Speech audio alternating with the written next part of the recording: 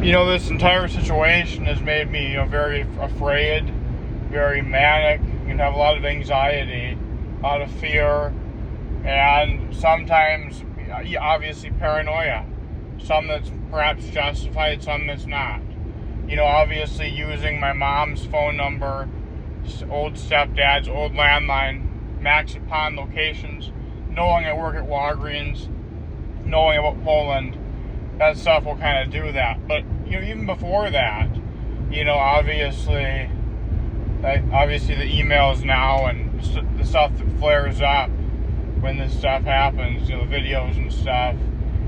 And then another thing I think that's kind of interesting and also frightening is, I have an apartment, and obviously my mom is the only other person who has, keys to that apartment.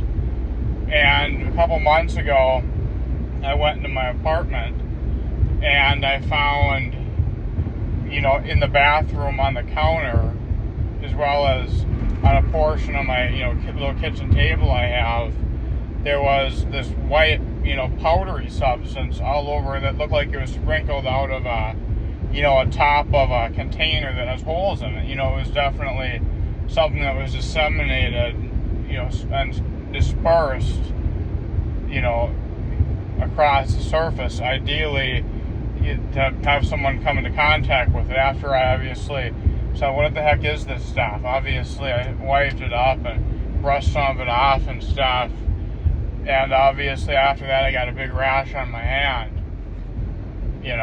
so, and it's just stuff like that that's kind of confusing, and frightening, after that contact with that stuff. Like I said, big rash on my hand, and, then some other stuff showed up on other parts of my body and my arms after contact with that, and that's an unusual thing. Obviously, people do have skin conditions. That does happen to people. But ironically, it shows up, within a day or two of coming into contact with that unknown substance that was not in your apartment, previously. Now, sure, you can always come up with a quip of somebody coming in there from the apartment. Now, they have to notify anybody before entering an apartment to do anything like that, And what would the powder be there for anyways? So, like I said, this situation has been extremely frightening and unusual, and I'm going to push for the truth. Thank you.